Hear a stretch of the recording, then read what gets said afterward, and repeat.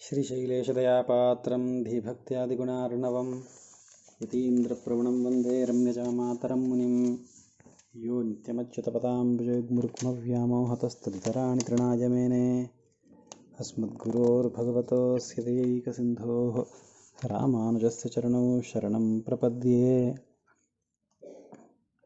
आज हम श्री भगवान के धर्मज्ञत्व, भगवान में विद्यमान धर्मनिष्ठा नाम के गुण का अनुभव करेंगे। क्रम यही है। गुणवान, वीर्यवान, धर्मज्ञ, वीर्यवत्ता, इस गुण के प्रश्न के अनंतर धर्मज्ञश्च कृतज्ञश्च सत्यवाक्यो दृढ़व्रतः, यह पूछा गया है श्री वाल्मीकि जी के द्वारा। तो धर्म क्या है, जो धर्मज्ञ है वो कौन है, ये पूछा गया। धर्मज्ञता, इस गुण के बारे में प्रश्न किया गया। अब धर्म बहुत प्रकार का होता है। पहले तो हम अपना ही धर्म समझ लें। शरीर को लेके हमारा धर्म अलग है, हमारे मन को लेके हमारा धर्म अलग है, इंद्रियों को लेके हमारा धर्म अलग है, देश को लेके, समाज को लेके, हमारे जो कार्य है, उद्योग है, जॉब है, उसको लेके हम सबका धर्म भिन्न भिन्न हो जाता है। इस देह को ही लेके देखें, देह धर्म जो शीत ऋतु में होता है वही ग्रीष्म ऋतु में नहीं होता है। तो देह के अनुकूल आचरण करना वह देह धर्म हो गया। हमारे मानसिक स्थिति न बिगड़े, हम अवसाद में न चले जाएं, विषादग्रस्त न होवें, इसके लिए मन को संतुलन करने के लिए जो भी किया जाता है वो मनोधर्म, मानसिक धर्म हो जाते हैं। तो जो इन बाहरी धर्म हैं, इन सब के निर्वाह के लिए हमें अधिक शास्त्र के अध्ययन की आवश्यकता नहीं है, अपने आप मालूम पड़ जाता है। लेकिन जो आत्म वस्तु है, जिसका हमें प्रत्यक्ष होता नहीं, आत्मा नाम का चीज अलग से दिखता नहीं, जो शास्त्र से ही आत्मा है यह ज्ञान हमें होता है, उस आत्मा के धर्म क्या है, आत्मधर्म क्या क्या हो सकते हैं, आत्मा को लेके कौन कौन से धर्म का पालन हमें करना चाहिए, ये हमें शास्त्र ही बता सकता है। तो आत्मधर्म अलग है। तो कर्मनिष्ठा, कर्मयोग, भक्ति योग, ज्ञान योग, शरणागति, भगवत के कैंकर्य इत्यादि अनेक आत्मधर्म शास्त्रों में निर्दिष्ट हैं। अब धर्म मतलब क्या होता है, धर्म शब्द का अर्थ क्या होता है, तो बहुत विचार किए जाने पर धर्म शब्द का अर्थ उपाय होता है, यही सिद्ध होता है। उपाय माने साधन, कारण। जो धारणोपाय है, जो उपाय है, वही धर्म है। जैसे स्वर्ग को जाने की इच्छा से कोई व्यक्ति यहाँ बैठ के यज्ञ करे, यज्ञ का अनुष्ठान करे, तो यज्ञ धर्म हुआ, पाठ धर्म हुआ, तीर्थयात्रा इत्यादि सब धर्म हुए। क्यों? क्योंकि वह स्वर्ग आदि फल को प्रदान करते हैं। किसी को पुत्र चाहिए तो उसने पुत्रेष्टि यज्ञ किया, तो पुत्रेष्टि यज्ञ एक धर्म है। क्यों? क्योंकि उसका फल पुत्र है। इस प्रकार सीधे अदृष्ट को, पुण्य पाप को बीच में ला करके फल देने वाले जो शास्त्र विहित तत्व हैं वही धर्म है, जो उपाय हैं, जो साधन है वही धर्म है। ये धर्म शब्द का अर्थ सिद्ध हुआ आत्मा को लेकर के। अब धर्म माने जब साधन हुआ, तो भगवान के लिए साध्य क्या है, जो उनको कोई साधन की आवश्यकता पड़े और वो धर्म का आचरण करें, उनको करनी पड़े। तो भगवान के लिए साध्य क्या है, वो सबके स्वामी हैं। स्वामी का सबसे बड़ा कर्तव्य होता है अपनी संपत्ति की रक्षा। वो कर्तव्य है। तो संपत्ति का धारण हो अपने संपत्ति भूत ये जितने भी जीव राशि हैं इन सब की सही रक्षा हो, ये व्यवस्थित रहें, जिन्होंने पाप किया हो उनको सही दंड मिले, वो शुद्ध होएं।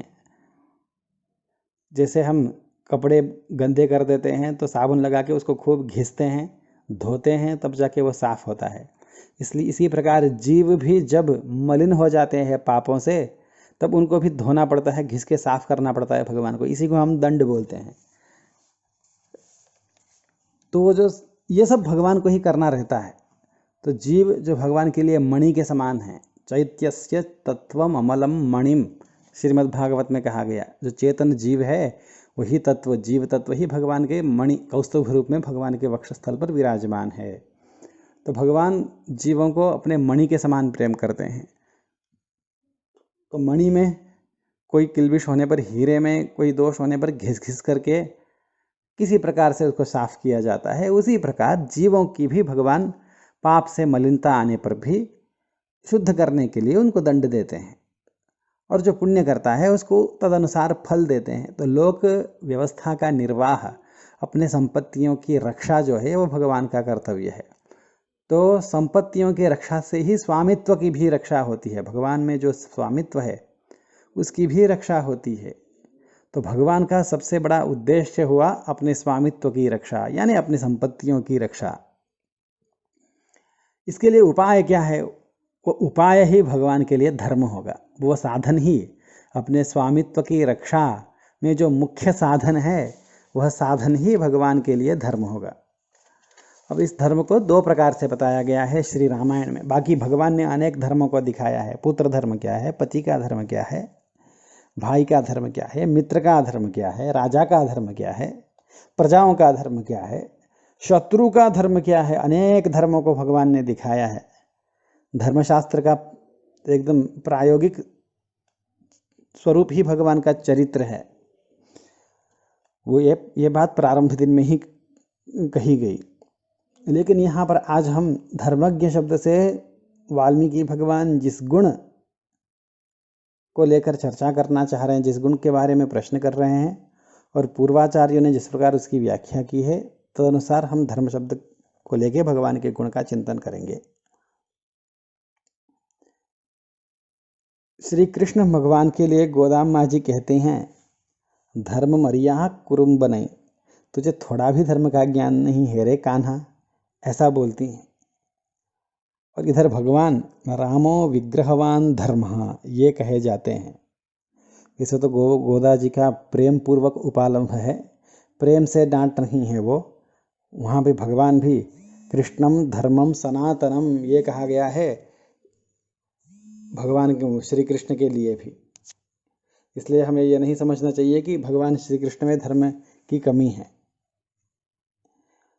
तो भगवान का धर्म क्या है? तो स्वयं सीता जी जब अशोकवनिका में लंका में विद्यमान हैं, हनुमान जी मिलने आते हैं, तब सीता जी हनुमान जी से कहते हैं, भगवान अपना धर्म भूल गए क्या? आप ये संदेश देना है हनुमान जी, श्री रामचंद्र प्रभु को आप यह संदेश देना, आंद्रिशंस्यम परो धर्मः त्वत्त एव मया श्रुतः। सबसे बड़ा धर्म आंद्रिशंस्य होता है। ये रघुवीर आप ही ने मुझे सिखाया है, या आप भूल गए क्या? उनसे ये प्रश्न करना हनुमान जी। ऐसा सीता जी संदेश दे रही हैं हनुमान जी को।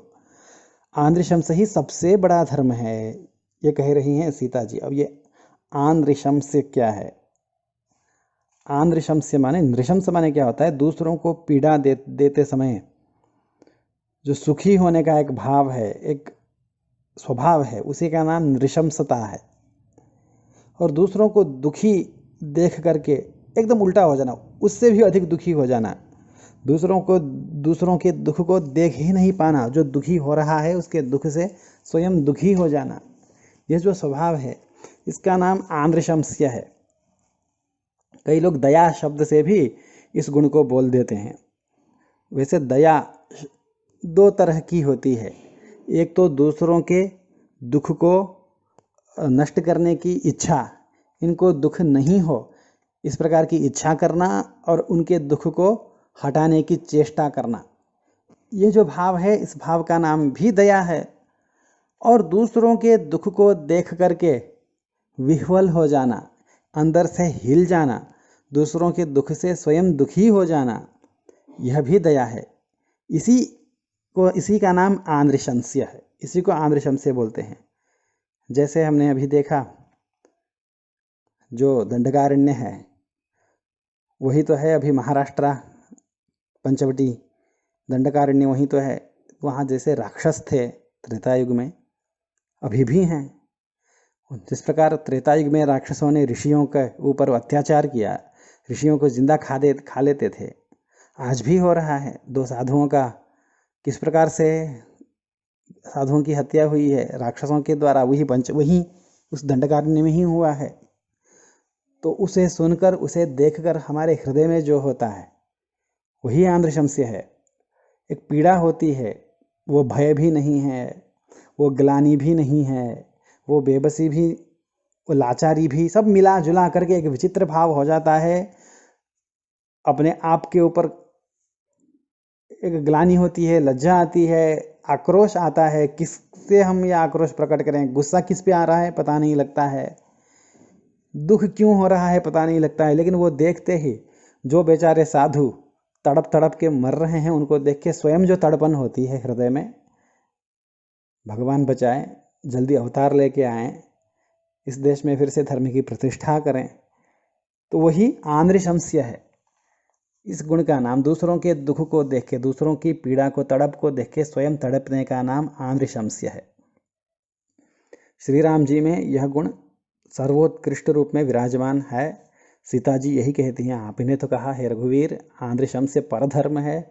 आपको मेरी पीड़ा के अनुमान से पीड़ा नहीं हो रही है क्या? आप मुझे बचाने क्यों नहीं आए आज तक? ये पूछती हैं वो। तो उस प्रकरण में ये बोल रही हैं कि आंद्रशंस्य, ये जो दूसरों के दुख से दुखी हो जाने का गुण है, यही सबसे बड़ा धर्म है, ऐसा कहती हैं। संस्कृत में अमरकोश नाम का एक लेक्सिकॉन है, उसमें दया के लिए शब्द आए, कारुण्यम, करुणा, घृणा, कृपा, दयानुकंपा स्यात् अनुक्रोशोपि, ये सारे नाम आए वहाँ पर। दया का एक नाम है अनुकंपा। अनुकंपा माने क्या है? जैसे गमन के बाद अनुगमन होता है, दूसरा गमन करता है तो उसके गमन को देख करके पीछे चलने वाला, गमन करने वाला को, उसको बोला जाता है अनुगमन कर रहा है। कोई शरण करता है, सरकता है, तो पीछे चलने वाले को बोलते हैं कि यह अनुसरण कर रहा है। उसी प्रकार दुख से कोई कांप रहा है, हिल रहा है, उसको देख के हुए उसके अनुसरण करके हिलना जो है, उसी का नाम अनुकंपा है। कंप है उधर, इधर अनुकंपा है। दुख से कोई चीख रहा है, क्रोश, आक्रोश प्रकट कर रहा है दुख से, उसे देख के, खुद को कुछ हुआ नहीं लेकिन देखने मात्र से उसका अनुसरण करके जो चिल्लाना, जो चीखना होता है, उसी का नाम अनुक्रोश है। तो यही आंद्रशंस्य है, यही भगवान का प्रधान धर्म है, परधर्म है, ऐसा श्री सीता जी कह रही हैं। अब हमें यह देखना है कि यह गुण, इस भगवान के इस गुण का अनुभव किस प्रकार किया गया है श्री रामायण में। जब महाराज दशरथ ये निर्णय कर लेते हैं कि मैं अब वृद्ध हो गया हूँ, अब राम को सारा निर्वाह सौंप दूँ, इस मुकुट का भार अब राम ही वहन करे, ऐसा सोचकर अपने सभा में जितने भी समाज के प्रतिनिधि हैं, जितने विदेशी राजा हैं या अपने अंडर के सामंत राजा हैं, छोटे राजा, सबके सामने प्रस्ताव करते हैं कि मैं सोच रहा हूँ कि मैं इस राज्यभार को छोड़ करके राम को दे दूँ। आप लोगों की क्या सम्मति है, आप लोगों की क्या सलाह है? दशरथ जी पूछते हैं तो सारे अयोध्यावासी प्रफुल्ल मुख से परम आनंदित होकर के बोलते हैं, महाराज बिल्कुल बिल्कुल, आप बहुत वृद्ध हो चुके हैं, हम जानते हैं, आप बिल्कुल इस सिंहासन पे श्री रामचंद्र सरकार को विराजमान कराइए, युवराज उन्हीं को बनाइए, उन्हीं के ऊपर सारा का सारा निर्वाह का भार छोड़ दीजिए। हम तो यही चाहते हैं, कब से चाहते हैं, हम यही चाह रहे हैं कि वह राज गज में, जो राजाओं का जो हाथी है हमारे यहाँ, शत्रुंजय नाम का हाथी, उस हाथी पे रामचंद्र विराजमान हो, उनके नीले नीले दिव्य मंगल विग्रह के ऊपर सफ़ेद छत्ता चढ़ा रहे और वो नगर की परिक्रमा करते हुए हम सब लोगों को देख करके हमें हाथ दिखाते हुए, नमस्कार करते हुए, हंसते हुए, जिस प्रकार आज चलते हैं वैसे ही हाथी के ऊपर बैठ के चले, हम ये देखना चाहते हैं। आप वृद्ध हो चुके हैं, आप छोड़ दीजिए, आप सिंहासन को छोड़ दीजिए, ये कहते हैं। तो ये कहते ही महाराज दशरथ पूछते हैं, ये आप लोगों की क्या मेरे लिए भावना है? मैंने पूछा कि आप लोगों से सम्मति पूछी, मैं चाहता तो अकेले बिना आप लोगों से पूछे राम को घोषित कर सकता था युवराज। आप लोगों से मैंने पूछ लिया तो आप लोग भी कह रहे हैं कि तुम बूढ़े हो गए हो, निकलो अब सिंहासन से, सिंहासन को छोड़ दो अभी, ऐसा कह रहे हो। एक मर्यादा से तो बोलते क्यों? मेरा शासन ठीक नहीं था क्या? मेरी प्रजा पालन करने की क्षमता नहीं थी क्या? मैंने तुम लोगों को सुखी नहीं रखा क्या? इस प्रकार पूछते हैं दशरथ महाराज। तब सब बोलते हैं, नहीं महाराज, ऐसी बात नहीं है, आपने बहुत अच्छा हमारा पालन किया, आपके शासन में हम सब परम सुखी हैं, लेकिन क्या करें, आपके पुत्र का गुण ही ऐसा है। बहवो नृप कल्याण गुणाः पुत्रस्य सन्ति ते। हे नृप, हे राजन, आपके पुत्र का जो कल्याण गुण है, मंगल गुण है, बहवह, हम क्या एक दो गिनाएं, अनंत हैं, बहुत सारे हैं, बहुत सारा उनका गुण है। उनके देह का गुण, उनके बोलने की शैली, उनके कामों को निपटाने की शैली, उनके कोमल हृदय, समय पर कठोरता बरतने की शैली, वो जो है उनके हर चीज़ में उनको 100% मार्क है उनके कल्याण गुणों को। तो उन कल्याण गुणों को गिनाते गिनाते समय अयोध्यावासी क्या गिना रहे हैं?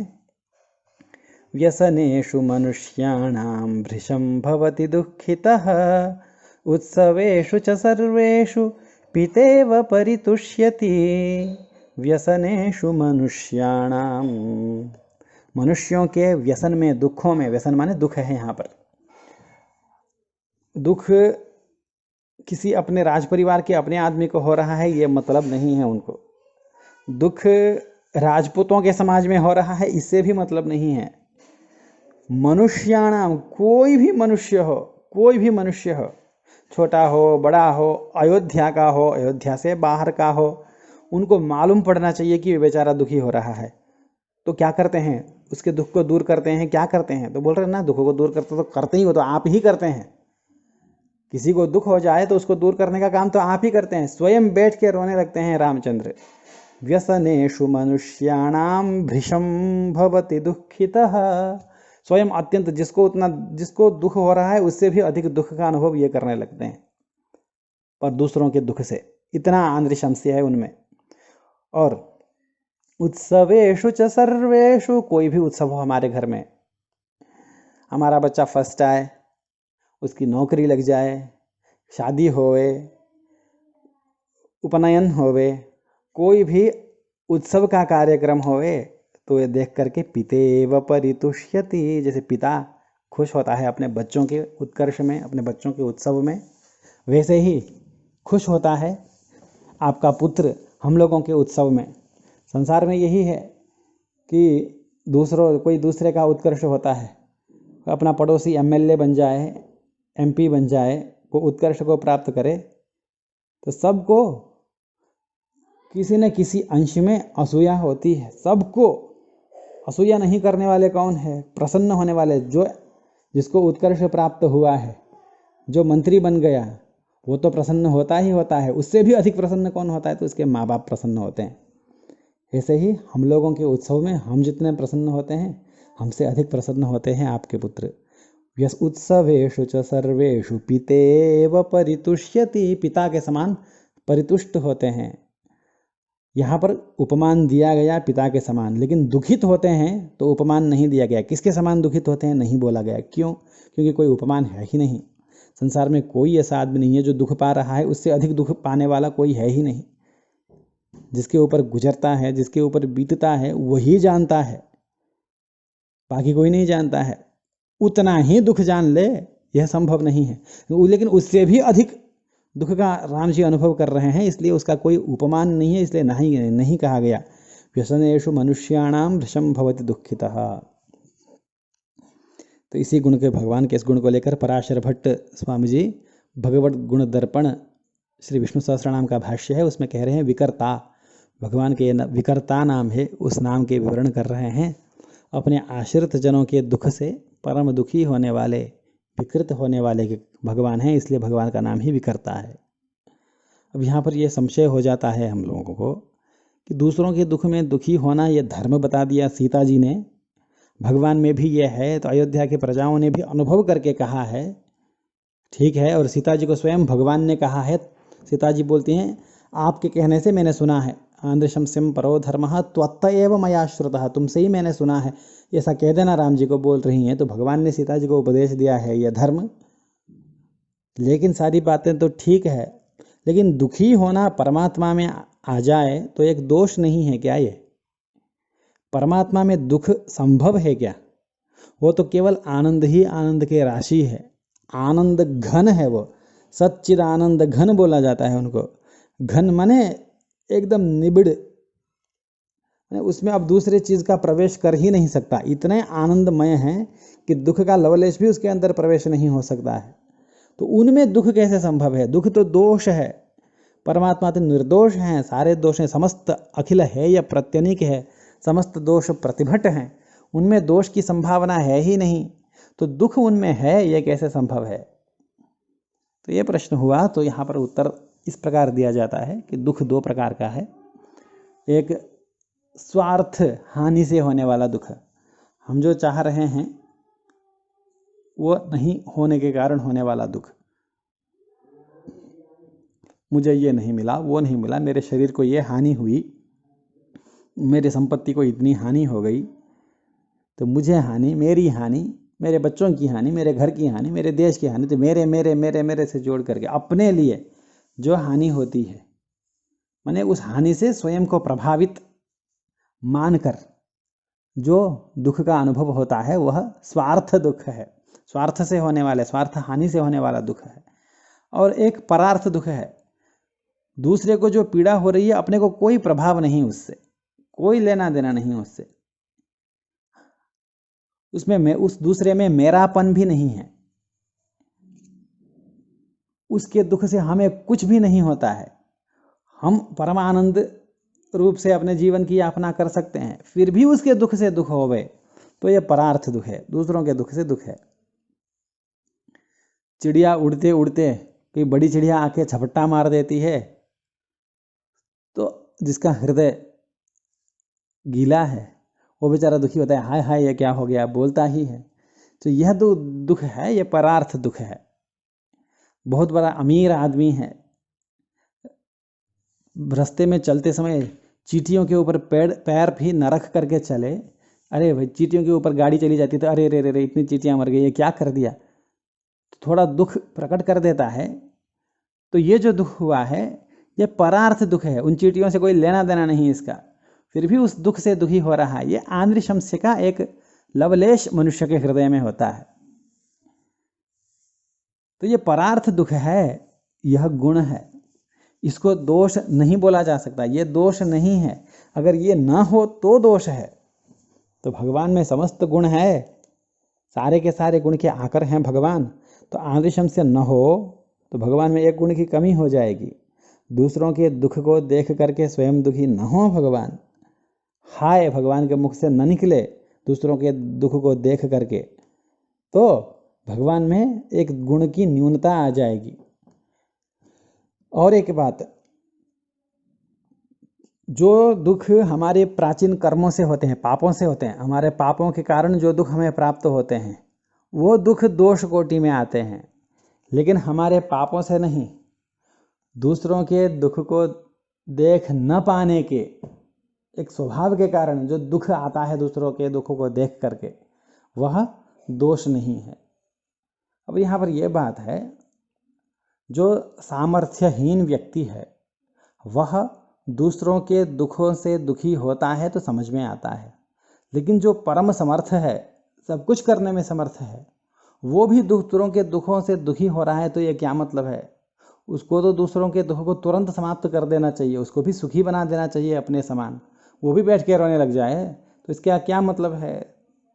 ये क्यों ऐसा होता है? भगवान क्यों रामचंद्र जी व्यसनेषु मनुष्याणाम भृशम भवति दुखितः दुखितः भवति, क्यों भवति, दुखित क्यों होते हैं वो दूसरों के दुख में? उनके दुख को हर लेना चाहिए।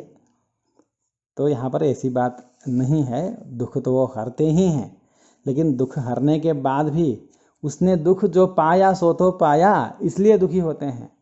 बच्चे को घाव लगता है, खेलते खेलते गिर जाता है तो माँ दौड़ करके उसके घाव में मलहम लगाती है, मलहम पट्टी करती है, ठीक कर देती है। लेकिन बच्चा रोने लगता है तो हाय मेरा बच्चा, साथ में वो माँ भी रोने लगती है। इसका मतलब ये नहीं है कि वो दुख हरने में सक्षम नहीं हो। गले लगा लेगी तो बच्चा चुप हो ही जाएगा। फिर भी बच्चे को लगा जो दुख हुआ सो तो हुआ, जो उसने भोगा उसका तो मैं कैसे नाश करूं, उसको कैसे मैं नष्ट कर दूं।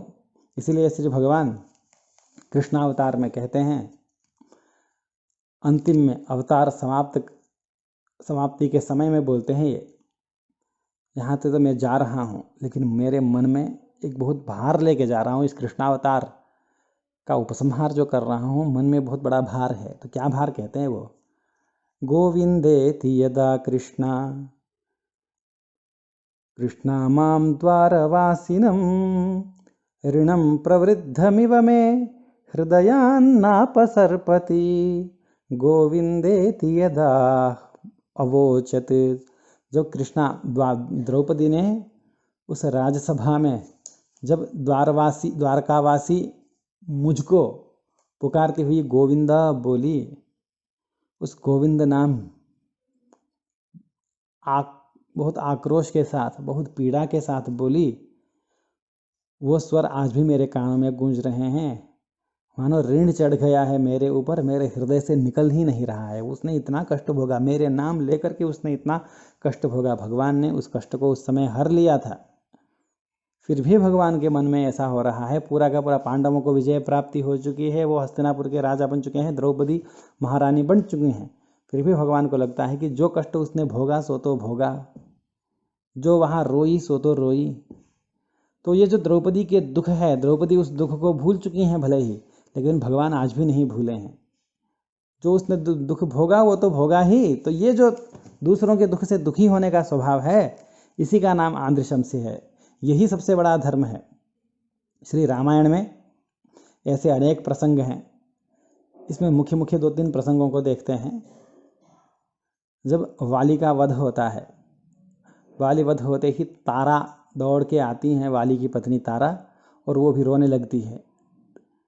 तारा तो रोती ही हैं। तारा को रोते देख सुग्रीव भी बहुत रोने लगते हैं। सुग्रीव महाराज, सुग्रीव को रोता हुआ, अपने मित्र को भी रोता हुआ देखकर वाली के मर जाने पर भगवान की हालत क्या होती है। स्वयं ने वाली वध किया है, फिर भी वहाँ वाल्मीकि जी लिख रहे हैं, इत्येवमार्तस्य रघुप्रवीरः श्रुत्वा वचो वाल्यनुजस्य तस्य सञ्जातबाष्पः परवीरहन्ता रामो मुहूर्तं विमना बभूव। आर्त सुग्रीव के उन प्रलाप के वचनों को सुनकर संजात बाष्पः, राम जी के आंसू आ गए आंखों में। परवीर हंता, शत्रुवीरों के हंता, शत्रुवीरों को हनन करने में समर्थ राम जी के आंखों से धर धर धर अश्रु बहने लगे। केवल रो करके, दूसरों को देख करके भावुकता में आंसू बह गया हो, इतना ही नहीं, रामो मुहूर्तम विमना बभूव। राम अमुहूर्तम, एक मुहूर्त भर के लिए नहीं, राम अमुहूर्तम, बहुत मुहूर्त तक, एक मुहूर्त नहीं, बहुत समय तक के लिए, विमना बभूव, व्याकुल हो गए अंदर मन में, वो आकुल व्याकुल हो गए श्री राम जी। बाद में भी आता है वहीं रामायण में, सुग्रीवं चैव तारां च सांगदं सह लक्ष्मणः समान शोकः काकुत्स्थः सांत्वयन्निदमब्रवीत्। सुग्रीव, तारा और अंगद को, लक्ष्मण जी को साथ लिए हुए राम जी काकुत्स्थ, उनको सांत्वना दे रहे हैं। कैसे सांत्वना दे रहे हैं? समान शोक है, उनके समान शोक है उनके हृदय में भी। वाली चला गया, ये इनको बहुत बड़ा शोक है, ऐसा श्री वाल्मीकि भगवान लिख रहे हैं। सुग्रीवेणैव दीनेन दीनो भूत्वा महाबलः, होने को तो महाबल है, बहुत बलशाली हैं राम जी, लेकिन सुग्रीव दीन हो गया है भाई के मरने के कारण, स्वयं भी दीनो भूत्वा, स्वयं भी दीन हो गए हैं, और उसके समान शोक से युक्त होकर प्रेत कार्य, वाली के जितने भी अपर कार्य हैं, दाह अंत्येष्टि का कार्य है, उस सबको स्वयं वहाँ खड़े होकर के देख रहे हैं, ऐसे करो वैसे करो, सब सिखा रहे हैं शोक से युक्त होकर के। ये जो भगवान ने दिखाया है आदृशम से परो धर्म, ये जो धर्म है किसी भी गृहस्थ के लिए, उस धर्म में पत्नी की भी सहभागिता अनिवार्य रहती है, इसीलिए धर्मपत्नी बोला जाता है। जब जनक महाराज ने सीता जी के हाथ को राम जी के हाथों में सौंपा तो क्या बोला, क्या कहा उन्होंने, यम सीता मम सुता सह धर्मचरी तव प्रतीच्छ चैनाम भद्रम ते पाणिम गृह्णीष्व पाणिना। यह सीता मेरी पुत्री जो है सहधर्मचरी तव, आपकी सहधर्मचरी है, सहधर्मिणी है। तो अब क्या अर्थ हुआ, जो आप धर्म करेंगे इसमें इसकी भी सहभागिता रहेगी। यह जनक प्रजापति, जनक चक्रवर्ती का तात्पर्य है। किसी भी विवाह में यही बोल करके कन्या का हाथ लिया जाता है, इमाम कन्याम धर्म प्रजार्थम वृणीमहे, धर्म के लिए और प्रजा के लिए, संतति के लिए, आगे वंश संतति वंश परंपरा चलती रहे ये, और धर्म हम दोनों मिलकर के धर्म कर सकें, इसलिए शादी विवाह कर रहे हैं, ये संकल्प करके विवाह किया जाता है। धर्म क्या है, हम जैसे गृहस्थों के लिए गृहस्थ का धर्म ही है, सारे के सारे जगत के जो माता पिता हैं उनके लिए धर्म क्या है, क्या वो धर्म है। तो वहाँ पर सीता जी आंध्रशंस के साथ दूसरा एक धर्म जोड़ रही हैं। जब राम जी का धर्म क्या है वो बता रही हैं, रावण को उपदेश देते समय सीता जी बोल रही हैं, अरे रावण तो राम जी को नहीं जानता क्या, विदित सही धर्मज्ञ, वो बहुत बड़े धर्मज्ञ हैं, ये तू जान ले, डर मत तू। तो क्या धर्म है उनमें, तो स्वयं बोल रही हैं आगे, शरणागत वत्सल, वो शरणागतों के वत्सल है, शरणागतों की रक्षा करते हैं। शरणागत एक वत्सल, वत्सल शब्द का अर्थ ही होता है दोष नहीं देखना, दोष को भी माफ कर देना, दोष भी अच्छे लगने लगना, ये शर्वात्सल्य का अर्थ यही होता है। जो संप्रदाय के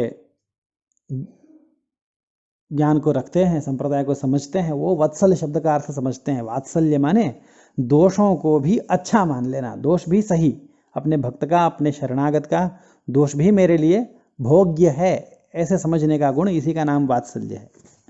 तो सीता जी बोलती हैं वो शरणागत वत्सल है, जो अपने शरण में आता है, जो अपना है, उसके दोषों को भी अपना ही मान लेना, यह जो गुण है यही शरणागत वात्सल्य है।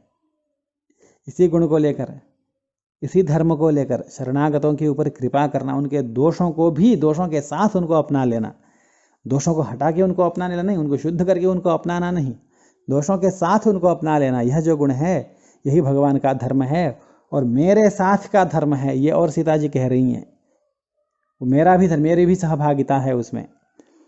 सर्वावस्था सकृत प्रपन्न जनता संरक्षणैकव्रती धर्मो विग्रहवान, राम जी के लिए कहा गया दशावतार स्तोत्र में वेदांत देशिक स्वामी जी के द्वारा। धर्मो विग्रहवान क्या है, तो उनमें धर्म, प्रपन्न जनता संरक्षणैकव्रती, जो अपने शरणागत जन हैं उनकी रक्षा किसी भी प्रकार से करना। तो देवी श्री सीता जी वो सहधर्मचारिणी हैं, इसलिए श्री रामायण में कहीं पर भी जब देवी का संबंध जहाँ जहाँ है वहाँ वहाँ भगवान ने किसी के ऊपर दंड, किसी को दंड नहीं दिया, किसी का वध नहीं किया। जब सीता देवी का साथ, जानकी जी का साथ नहीं था, तब ताटका वध हुआ, सुबाहु का वध हुआ। विवाह होने के बाद सीता जी आईं, तो सीता जी जब साथ में थी, किसी का वध किसी का भी नहीं हुआ। कंब रामायण में कवि वाली के मुख से एक बात कहलवाते हैं। जब वाली वध होता है, वाली के ऊपर बाण छोड़ते हैं भगवान, मरते मरते वाली ये बोल जाता है, अच्छा, ये तुम इसलिए कर रहे हो क्योंकि देवी साथ में नहीं है। देवी यही पिरिंद पिन्नई तिहत्तनई पोलुम शई है। ये जो कर रहे हो ना, देवी के साथ वियोग होने के कारण तुम बौरा गए हो। सीता जी के साथ नहीं होने के कारण अपने धर्म को भूल गए लगते हो। तुम्हारे धर्म को याद दिलाने वाली तुम्हारी धर्मचारिणी साथ में है नहीं, इसलिए बाण कहीं भी मार रहे हो। बाण मारना तुम्हारा धर्म नहीं, सबके ऊपर कृपा करना तुम्हारा धर्म है, ये बोल रहा है वाली। तो देवी नहीं है इसलिए वाली वध हुआ। अगर सीता जी से वहाँ रहती तो वाली वध हो ही नहीं। तो यहाँ पर यह संशय हो सकता है, तो विराध का वध तो देवी के रहते हुआ, 14,000 राक्षसों का वध देवी के रहते हुआ। तो यहाँ पर ऐसी बात नहीं है। विराध का वध देवी के सामने नहीं हुआ। जानकी जी को उठाने की जब वो चेष्टा करता है तो राम लक्ष्मण दोनों भाई को देख करके विराध इन दोनों को उठा के ले जाता है। इस एक वन से दूसरे वन में जब पहुंचने लगता है तो सीता जी चिल्लाती हैं, हाय मैं मर क्यों नहीं गई, मेरे कारण इन दोनों को लेके भग रहा है ये। तो सीता जी के आर्त क्रंदन को सुन करके भगवान संकल्प कर लेते हैं विराध के नाश के लिए। तो विराध को जो है नाश कर देते हैं। विराध कहता है मुझे यहाँ पर तुम लोग गाड़ दो तब मेरा नाश होगा, ऐसे बाणों से तलवारों से काटने से मेरा नाश नहीं होगा, मुझे भूमि में गाड़ दो तब मैं मर जाऊंगा। तो उसके कहने के अनुसार उसको गाड़ देते हैं, वो अपने स्वरूप में आकर के चला जाता है। तो यहाँ हमें ये समझ लेना चाहिए कि सीता जी यहाँ साथ में नहीं है। सीता जी जिस वन में थी उससे भिन्न वन में विराध का वध हुआ है। इसी प्रकार 14,000 राक्षसों का जब वध होने लगा था तो राम जी ने पहले ही कह दिया था, इस पंचवटी आश्रम से सीता को लेकर लक्ष्मण तुम जंगल गुफा में चले जाओ, दूसरे पर्वत के गुफा में। तुम पंचवटी नाम के क्षेत्र में ही मत रहना। पंचवटी में रहेंगे तो सीता के संबंध के कारण इतनी करुणा को मेरे हृदय में जगाएगी, इतनी करुणा के जगाएगी कि किसी राक्षस का वध हो ही नहीं पाएगा। वो तो स्वयं कहती हैं, जब ऋषि लोग शरणागति करते हैं भगवान का और राक्षसों के वध के लिए प्रार्थना करते हैं तो सीता जी क्या बोलती हैं वहाँ पर, प्रभु आप में सारा गुण ही गुण है, लेकिन किसी का वध करने के लिए आपने संकल्प नहीं करना चाहिए। ऋषियों को आपने वरदान दे दिया, ठीक है मैं सारे राक्षसों का वध कर दूंगा, क्यों से किसी का वध करना है, किसी का वध मत कीजिए, ये ऐसा बोलती हैं सीता जी। तो उन सीता जी के रहते वध हो नहीं सकता, इसलिए सीता जी को ले जाकर लक्ष्मण जाओ भवत्वम प्रत्यनंतरः, तुम बीच में रह जाना। तो सीता जी और लक्ष्मण जी तो युद्ध को देख रहे हैं, तो लक्ष्मण जी सीता जी को राक्षसों की ओर आंखें डालने देते नहीं। देखिए भैया को, देखिए भैया को, कैसे भैया बाण निकाल छोड़ रहे हैं, कैसे भैया घूम रहे हैं, कैसे इधर से उधर जा रहे हैं, बाण मारने की कला को देखिए, धनुष को उठाने की कला को देखिए। यही बोल करके केवल राम जी का ही दर्शन करा रहे हैं, राक्षसों की ओर दृष्टिपात कराने दे ही नहीं रहे हैं लक्ष्मण जी। तो उस पर्वत के गुफा से तो सीता जी बहुत दूर हैं जब 14 सहस्त्र राक्षसों का वध हुआ है। शूर्पणखा का वध भगवान ने नहीं किया, ताटका का वध कर दिया। तो उसमें भी मुख्य कारण यही है, तो ताटका के वध करते समय सीता जी वहाँ नहीं थी। शूर्पणखा का भी नाक कान भंग करके उसको भगा देते, जिस प्रकार ताटका का भी जैसे शूर्पणखा का किया था। तो शूर्पणखा के सामने सीता जी थी, इसलिए क्योंकि धर्म में सहभागिनी थी वो। और काकासुर जयंत का प्रकरण, उसमें पुरतः पतितम देवी धरण्याम वायसम तदा, उसने बहुत बड़ा अपराध किया श्री जानकी जी के ऊपर। जयंत ने भगवान श्री जानकी जी के गोद में अपना सिर रख के शयन मुद्रा में विराजमान हैं पंचवटी में, चित्रकूट में। तो चित्रकूट में वो काक जयंत आता है और अपने चोंचों से प्रहार करता है जानकी जी के ऊपर। उसको भगाने की चेष्टा करती हैं जानकी जी, वो और नहीं भागता है और बदतमीजी करता है। तो सीता जी के विग्रह से, शरीर से खून के बिंदु निकलते हैं, जो राम जी के ऊपर पड़ते हैं तो वो जग जाते हैं। देखते हैं इतना बड़ा उपचार किसने किया, देखते हैं कि वो कौवा है। तो एक तिनके को लेकर ब्रह्मास्त्र से अभिमंत्रित करके छोड़ देते हैं उसके पीछे।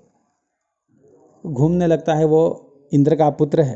तो अपने माता, अपने पिता, ऋषिगण, देवगण, ब्रह्मलोक तक पहुंच के फिर आता है, आकर के वहीं गिर जाता है, उल्टा गिरता है वो। राम जी की ओर अपने सिर को नहीं गिराता है, राम जी की ओर पूंछ को गिराता है।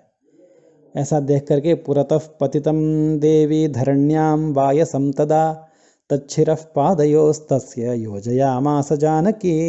एक लठ को लेकर के सीता जी उसके शरीर को खींच करके उसके सिर को श्री राम जी के चरण से जोड़ देती हैं। वो तो क्या बोलते हैं, इतना ही नहीं करती हैं, प्राण संशयमापन्नम दृष्ट्वा सीताथवायसम।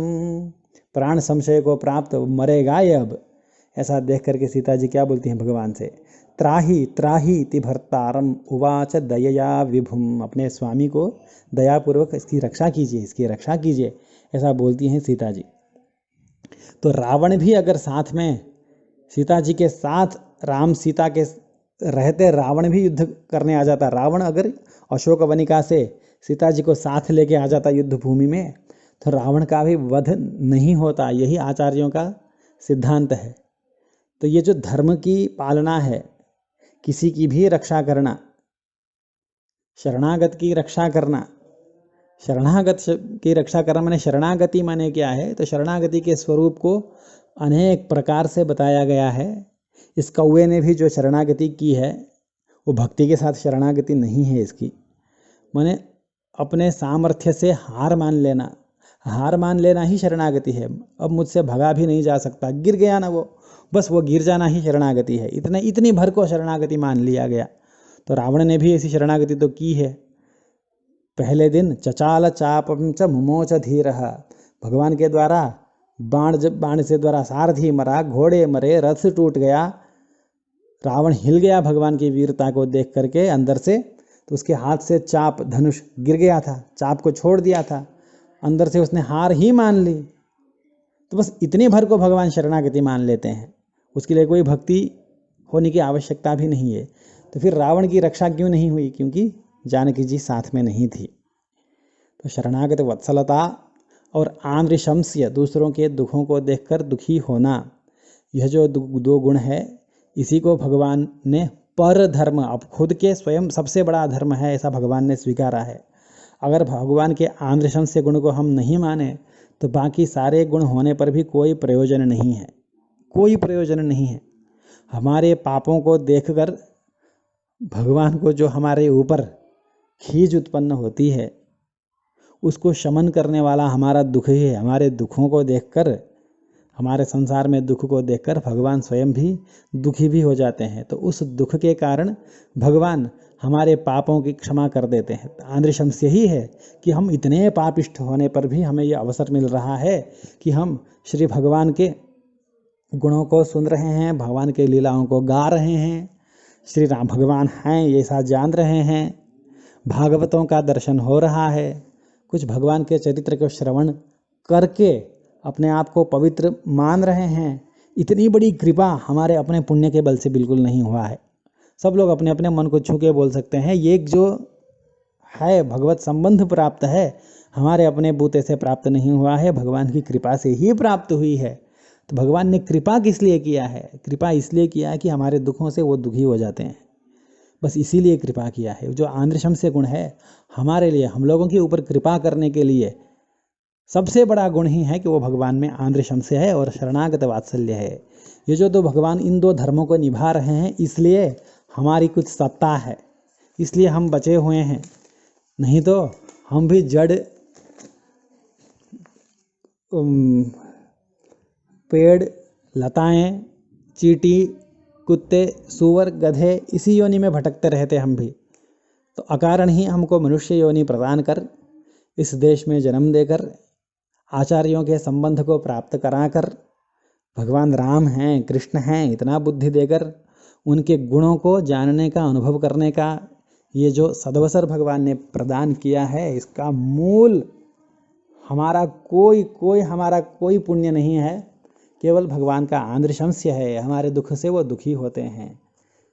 इतना ही ये समझ के भगवान की इस गुण से, इस गुण की हमें आराधना करनी है, भगवान के इस गुण का बहुत बहुत चिंतन करना है और इसी गुण के ऊपर हमें कृतज्ञता प्रकट करनी है। ऐसा कहते हुए आज की बात को यहीं समाप्त करता हूँ। रामानुज स्वामी जी का उत्सव चल रहा है।